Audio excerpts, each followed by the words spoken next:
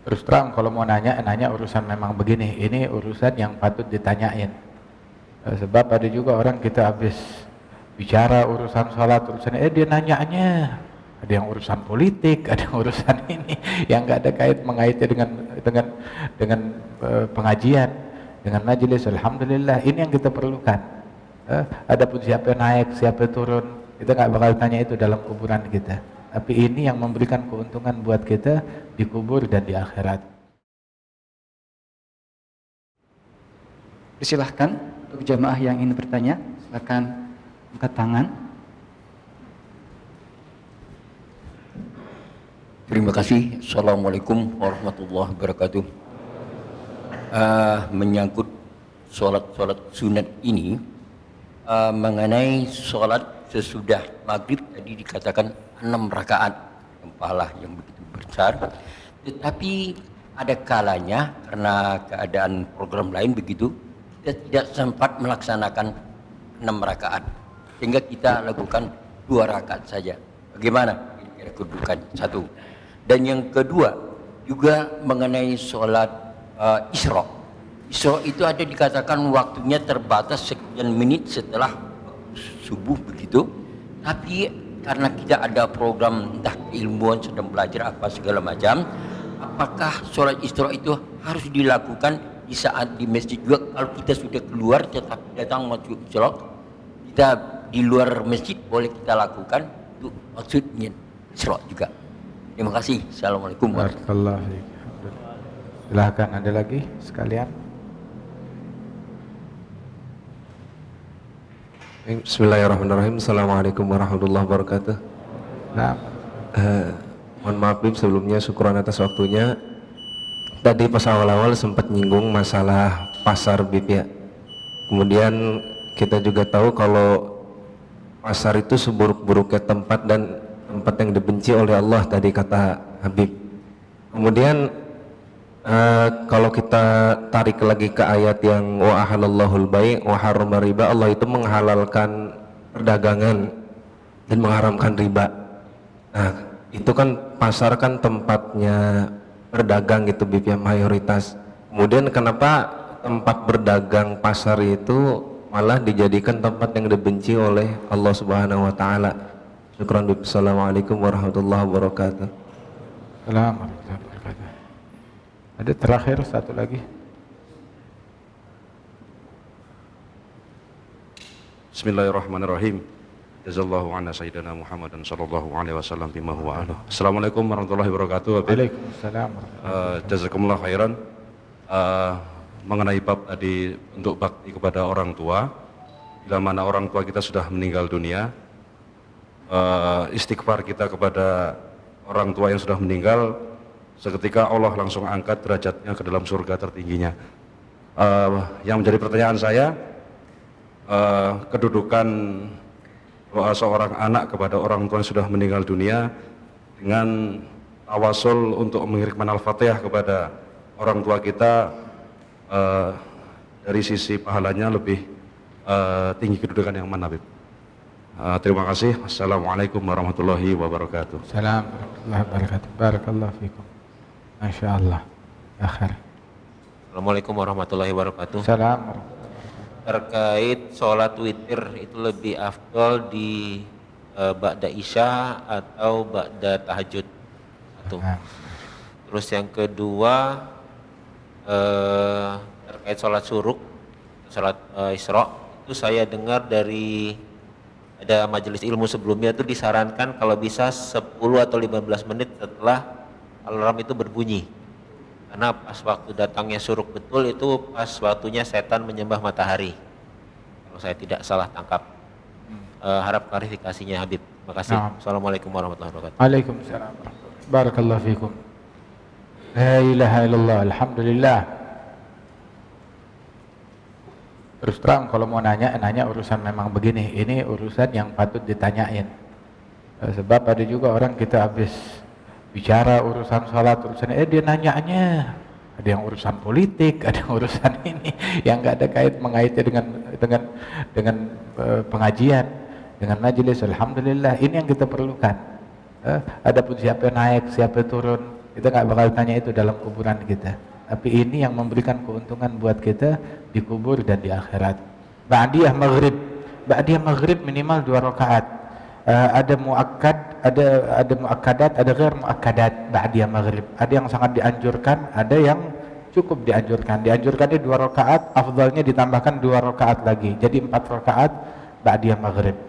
Ba'diyah maghrib 2 rakaat muakkad, sangat dianjurkan minimal 2 rakaat ba'diyah maghrib. Tapi kalau mau lebih afdal lagi, kerjakan ba'diyah maghrib menjadi 4 rakaat. 4 rakaat. Terus kalau kebetulan dia punya waktu lebih luas lagi, laksanakan 6 rakaat. Nah, itu yang 4 rakaat ba'diyah, yang 2 rakaat lagi apa? Yang 2 rakaat lagi boleh diniatkan misalkan belum qobliyah, yang 2 rakaat qobliyah, qobliyah maghrib, terus ditambah 4 rakaat ba'diyah maghrib. 2 rakaat qobliyah 1 salam. Kemudian yang 4 rakaat ini 1 salam, atau boleh juga 2 salam. Tanpa tasyahud awal. Menjadi 6 rakaat hingga pahalanya seperti pahala ibadat 12 tahun. Oh, saya nggak punya waktu buat 6 rakaat, waktunya cuma buat 2 rakaat, nggak jadi masalah, boleh-boleh aja, boleh-boleh aja. Tapi kan tanggung jarak kita dengan ibadat 12 tahun cuma terpaut nambah 4 menit doang. Cuma nambah 4 menit doang kita dapat pahala besar. Cuma nambah 5 menit doang dapat pahala ibadat 12 tahun. Keuntungan mana, duniawi mana yang bisa memberikan kita keuntungan seperti ini? Dan apa gerangan yang lebih penting, yang lebih prioritas, dan yang lebih menggiurkan dibandingkan pahala ibadat 12 tahun ini? Kalau ada yang lebih baik, ayo silahkan. Kalau cuma urusan duniawi sih datang dan pergi, nggak ada yang seprioritas seperti ini. Kalau ada yang lebih baik daripada ini silahkan. Tapi kalau nggak ada ruginya kita nambah 5 menit untuk menjadi 6 rakaat. Tapi kalaupun saya maunya 2 rakaat aja, boleh-boleh aja silahkan, nggak jadi masalah, tetap ada pahalanya. 2 rakaat ada pahalanya, 4 rakaat ada pahalanya, 6 rakaat ada pahalanya juga, pahalanya 12 tahun ibadat. Isyraq, waktu salat isyraq itu begitu matahari terbit sudah masuk salat isyraq. Begitu matahari terbit sudah masuk salat isyraq. Tapi sebaiknya sekalian nunggu hingga masuk waktu duha. Antara isyraq dengan duha cuma jedanya itu 4 derajat falakiyah. 1 derajat falakiyah itu 4 menit. 4 derajat falakiyah 16 menit. Jadi masuk waktu duha 16 menit setelah syuruk, 16 menit setelah matahari terbit. Masuk waktu duha. Itu yang paling afdal waktunya. Jadi sekalian salat isyraqnya sekaligus dengan duha. Lebih baik. Atau dia mau lebih awal pun juga ya sudah boleh. Boleh-boleh aja. Tapi perlu diingat, ada 5 waktu yang diharamkan sholat, habis asar sampai matahari tenggelam, habis subuh sampai matahari terbit, kemudian juga saat matahari tepat di tengah kepala, namanya istiwa disebutnya, hingga dia bergeser sedikit, kemudian saat matahari terbit, saat terbit. Kalau udah terbit baru boleh, dan saat matahari tenggelam. Kalau sudah tenggelam baru boleh. Nah, jadi kalau waktu terbit memang haram untuk sholat, tapi begitu udah terbit boleh. Isyraq boleh, begitu matahari terbit. Dan mau digabungkan dengan duha tinggal tunggu 16 menit masuk waktu duha. Itu satu hal. Kenapa pasar dibenci? Bukan pasar yang dibenci, tetapi kelakuan dan amalan pasar yang dibenci. Amalan haram, praktek haram yang umumnya terjadi di pasar dilakukan oleh orang-orang yang dibenci, hingga itu tempat ketiban pulung juga menjadi tempat yang dibenci oleh Allah Ta'ala. Bukan tempat pelacurannya, tetapi karena kegiatan pelacuran yang dibenci, yang dilakukan di situ. Gara-gara itu semua, begitu harta tempatnya pun juga menjadi tempat yang dibenci oleh Allah Subhanahu wa Ta'ala. Kalau dia udah beralih fungsi, maka enggak dibenci oleh Allah Subhanahu wa Ta'ala. Adapun sebagaimana kita sebutkan, pasarnya orang dulu yang sholat 300 rakaat, yang ilmu dikaji di situ, kemudian juga kebiasaan Rasulullah SAW melakukan inspeksi di pasar. Nah itu yang kita harus masjidkan pasar kita, bukan pasarkan masjid kita. Yang dibenci adalah perbuatannya, kemungkaran yang dilakukan. Mau itu dilakukan di pasar, praktek riba, pandangan yang haram, sentuhan laki perempuan, ikhtilat antara laki dan perempuan, tabarruj, buka-buka aurat, kemudian juga kebohongan, sumpah palsu, yang umumnya nih semuanya sering terjadi di pasar. Itu yang dibenci. Kalau pasar kita udah steril dari ini semua, Masya Allah, nikmat. Dan ini yang menjadi tugas kita untuk memasjidkan pasar kita. Gitu. Jadi yang dibenci bukan pasar, tetapi perbuatannya, hingga itu tempat menjadi tempat yang dibenci. Bakti kepada orang tua setelah wafat mereka, tetap masih terbuka kesempatan untuk kita bakti kepada ibu bapak kita. Kita diajarkan untuk mendoakan ibu bapak kita, Rabbana rabbighfirli wali walidayya warhamhuma kama rabbayani shaghira. Allah yang mengajarkan kita untuk membaca doa ini. Baca ini doa. Kemudian juga barusan kita dengar azan. Itu dalam sebuah riwayat yang sehabis azan dia membaca doa rabbighfirli wali walidayya, rabbighfirli wali walidayya, ya Allah ampunkan aku dan ibu bapakku. Dia baca sebanyak 5 kali. Setiap habis azan dia baca rabbighfirli wali walidayya sebanyak 5 kali dalam riwayat. Maka ditulis orang ini sebagai anak yang berbakti walaupun dia durhaka. Ditulis sebagai anak yang berbakti walaupun dia durhaka. Ditulis. Jadi kesempatan untuk bakti kepada orang tua gak tertutup walaupun mereka sudah wafat. Dengan kita doakan mereka, kita kirimkan Fatihah, sedekah niatin pahalanya buat ibu bapak kita. Sedekah niatin pahalanya buat ibu bapak kita. Kirimkan pahala Fatihah, ini Fatihah habis sholat 5 waktu. Kemudian juga menyambung silaturahmi kepada orang yang biasa disambung oleh ibu bapak kita, termasuk abaril bir. Kemudian ibu saya udah meninggal, kalau saya haji, dia masih utang haji, kalau saya hajiin bisa gak? Bilang hajiin. Innallah haqqu bil qada, kata Rasulullah. Utang kepada Allah lebih berhak untuk kita tunaikan. Dan sebagainya. Lakukan setiap langkah untuk bakti kepada orang tua kita. Jangan sampai kita putus. Witir kapan afdalnya? Witir masuk waktu witir begitu salam salat isya masuk waktu witir. Dan berakhir waktu witir itu dengan terbitnya waktu fajar. Itu waktu witir boleh dilakukan di waktu yang ini semuanya. Nah, tapi kalau kita mau bicara yang paling afdal, kapan afdalnya? Afdalnya itu Sayyidina Abi Bakar As-Siddiq, beliau biasa melakukan witirnya itu di awal malam. Bis isya dia salat witir. Kemudian Sayyidina Umar bin Al-Khattab melakukan salat witirnya di akhir malam saat tahajud, di akhir malam. Dan kita boleh melakukan di awal malam ataupun di akhir malam.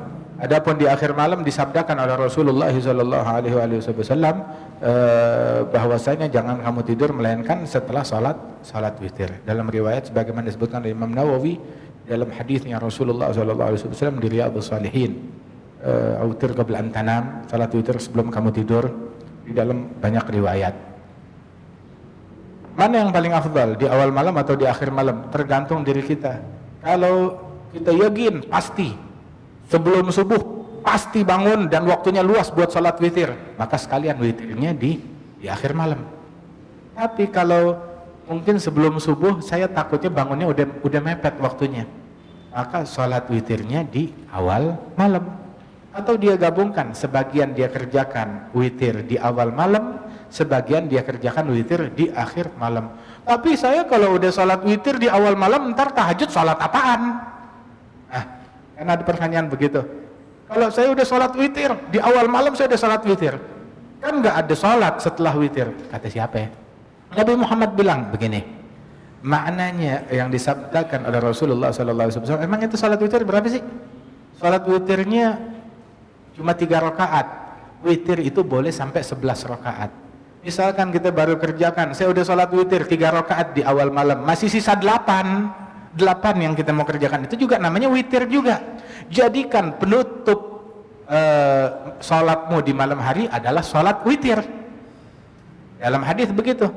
Jadikan penutup sholatmu di malam hari sholat witir.